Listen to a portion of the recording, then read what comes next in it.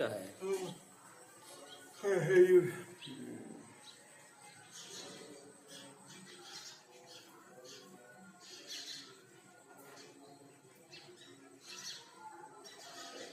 ये हमारे मर्यादा पुरुषोत्तम राम, जिन्होंने त्रैलोक्य विजयी रावण का वध किया, चित्रकूट के ऋषि मुनियों के आशीर्वाद से आज उनका विवाह दिवस है।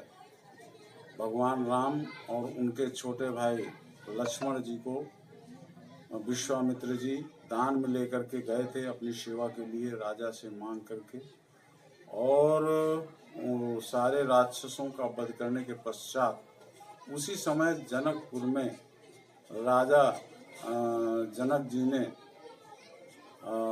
जानकी जी के विवाह की रचना की। वो भी इस प्रकार से की कि जो भी धनुष को भंग करेगा उसी के साथ मैं जानकी का विवाह करूंगा। तीनों लोगों के विशेष विजयी राजा वहां पर पधारे, लेकिन कोई भी धनुष को उठाने में सक्षम नहीं हो सके। तब विश्वामित्र जी ने प्रभु श्री राम को समय की आवश्यकता को देखते हुए उनको आदेशित किया कि अब आप जो है धनुष भंग करके और राजा जनक जी के विषाद को दूर करने का प्रयास करें। और उस समय जो है राम जी ने धनुष को भंग किया, तोड़ा, और उसी के साथ टूटत ही धनु भयउ विवाहु, उसी समय भगवान राम का और जानकी जी का विवाह हो गया। लेकिन लौकिक रीति का अनुपालन करने के लिए उस समय जो है विश्वामित्र जी ने आदेशित किया कि भाई उसी प्रकार से जिस प्रकार से सनातन हमारी परिपाटी है उसके अनुरूप जो है विवाह होना चाहिए, और राजा दशरथ जी को भी इसमें सम्मिलित होना चाहिए।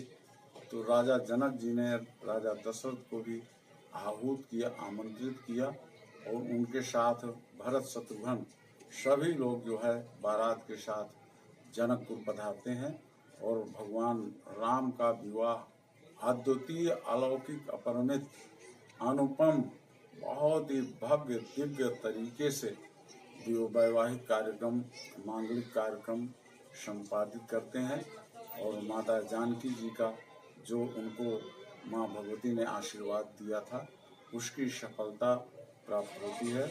और उसके पश्चात जो है भगवान राम काफ़ी दिनों तक जनकपुर में निवास करते हैं, और तब जो है जनक जी से आशीर्वाद लेकर के और अयोध्या के लिए प्रस्थान करते हैं। अयोध्या में काफ़ी दिनों के पश्चात भगवान राम के राज तिलक की तैयारी होती है, लेकिन उसी समय माता कैकेयी के द्वारा आग्रह किया जाता है अपने वरदानों के लिए और राजा दशरथ जी से, और भगवान राम को वनवास और भरत जी को अयोध्या का राज्य, लेकिन भरत जी जो है उसको त्याग देते हैं। तो इस प्रकार से ये बहुत ही उत्तम कुल की उत्तम प्रकार की परिपाटी का निर्वहन भगवान राम का विवाह है। और उनकी दो संतानें लव और कुश जो महर्षि वाल्मीकि आश्रम में उनका परिपालन होता है। ऐसे महान जो है बालक पैदा होते हैं, जिससे जो है सारी सृष्टि अचंभित हो जाती है भगवान राम के बालकों से। तो इस प्रकार से माता जानकी जी का और राम जी का वैवाहिक मांगलिक कार्यक्रम आज के दिन संपादित हुआ।